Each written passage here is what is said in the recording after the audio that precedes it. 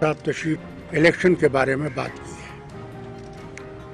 और इलेक्शन के बारे में हमने ये कहा है कि साहब हम दोनों जमातें जो हैं चाहते हैं कि हम इकट्ठे लड़ सकें और सेक्युलर फ्रंट जो है वो मजबूत हो जाए। इस चीज़ के लिए दोनों जमातों को देना भी पड़ा और लेना भी पड़ा, जिसमें ये ना महसूस हो किसी को कि एक हार गया और एक जीत गया। इसका फैसला ये हुआ है कि जम्मू और उधमपुर की सीट कांग्रेस लड़ेगी।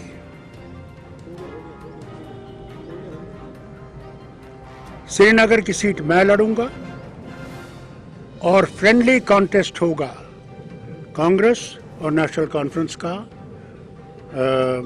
अनंतनाग में और बारामूला में। उसके साथ साथ लद्दाख की सीट भी हम लोग सोच रहे हैं कि उसमें भी कॉन्टेस्ट होगा, दोनों का एक फ्रेंडली कॉन्टेस्ट होगा। हम कोई चाहते हैं कि किसी भी तरीके से या ये जीतें या हम जीतें, कि सेकुलर पार्टीज जो हैं वो आगे आए।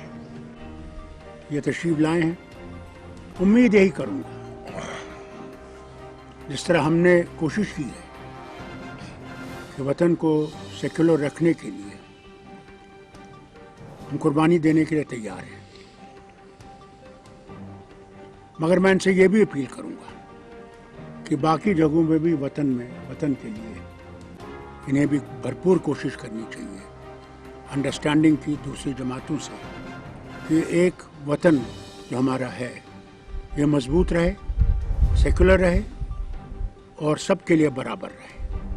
उसकी मैं इनसे अपील आपके सामने करना चाहता हूँ। उसमें तो हम एक जो इनका निर्णय था वो इसमें शामिल है। मैं इनको बधाई देता हूँ अपनी पार्टी की तरफ से, अपने साथियों की तरफ से कि ये बहुत ही अच्छा निर्णय हुआ। इससे बेहतर कोई फैसला हो नहीं सकता था कि live and let live. Jammu में अगर ये खड़े कर देते आदमी तो यहाँ भी हमारा 1-1 लाख वोट एनसी का कट जाता तो बीजेपी का फायदा हो जाता। कश्मीर में भी अगर हम बिल्कुल अलग अलग लड़ते तो वहाँ ट्रांसफ़र करना वोट बड़ा मुश्किल हो जाता है, तो वहाँ हमारी दूसरी पार्टियों से लड़ाई है। तो हम दोनों की अगर वहाँ 2 सीटों पे, जहाँ अनंतनाग में हमारा भी कुछ एमएलए हैं, बारामूला साइड में भी हमारे कुछ एमएलए हैं, वहाँ हम अपना टर्फ भी संभाल पाएंगे, अपने वोटर्स को भी संभाल पाएंगे। और वहाँ प्रयास होगा कि हम वहाँ दोनों जगह इस तरह कट थ्रोट की पॉलिटिक्स नहीं करेंगे कि बिल्कुल ही मारना।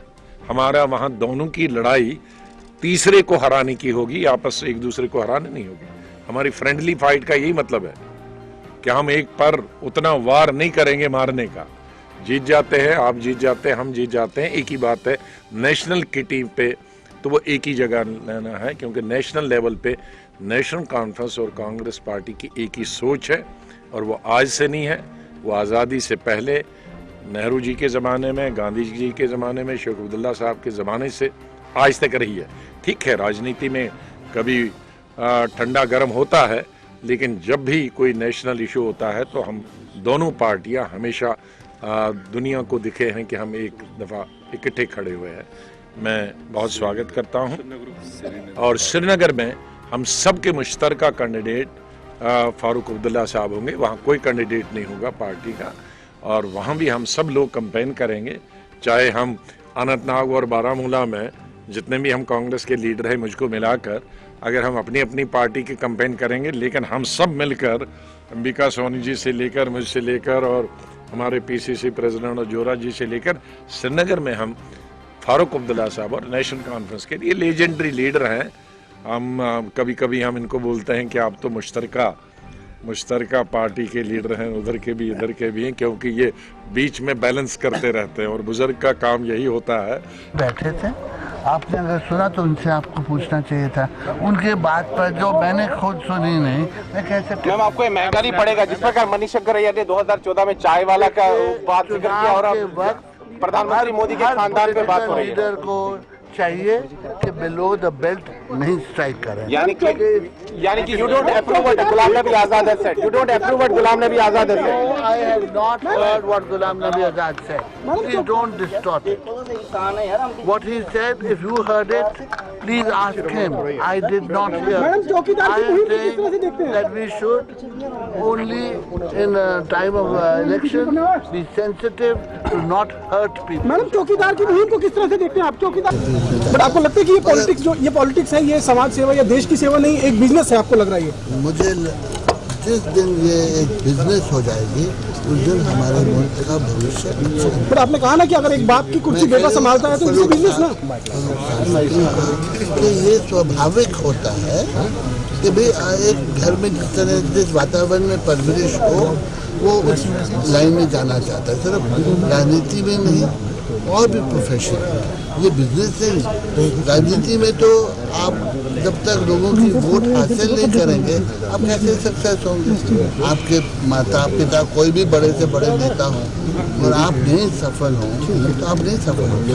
प्रधानमंत्री ने ये भी कहा कि 2014 में चुनाव हुए थे, अपनी अपनी पॉलिटिकल पार्टीज है, तो अगर आप अपनी पॉलिटिकल बेस नहीं संभालोगे तो आने वाले समय में एक ना एक पार्टी तो खत्म हो जाती है। मैम गुलाम नबी आजाद ने पिछली बार कंटेस्ट किया था उधमपुर सीट से, लेकिन इस बार उन्होंने कंटेस्ट करने का नहीं फैसला किया। क्या वजह देखते हैं आप उनकी? एक वजह है कि आज गुलाम नबी आजाद हमारे टॉप लीडरशिप में एक है और उनको पूरे हिंदुस्तान में कैंपेन के लिए रखा है। तो इस वक्त अगर अपना चुनाव लड़ेंगे तो नेचुरली उतना समय बाकी की स्टेटों में नहीं। तो कई लीडर्स को राहुल गांधी ने अपनी कोर ग्रुप में रखा है और वो चुनाव। मैडम लेकिन आज जिस तरह आजाद साहब ने बयान दिया कि जिनका वंश ही नहीं है वो क्या करेंगे, कंट्रोवर्शियल रिमार्क है एक बार फिर नरेंद्र मोदी पर। आपको लगता है कि चुनाव में ऐसे बयानों से बचना चाहिए? देखिए मैंने तो सुना नहीं।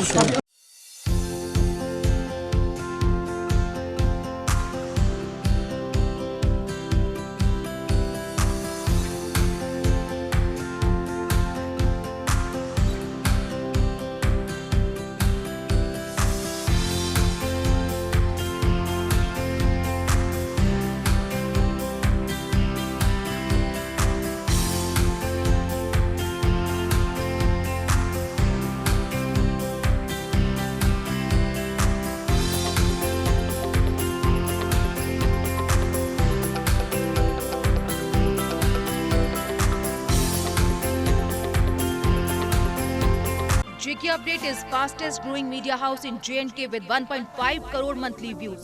JK Update is a best platform for advertise your brands and services. If you want to advertise your products and services, please contact us on this number. Mr. Sushil Sharma 705-109-1804. JK Update. Update रहें हमारे साथ।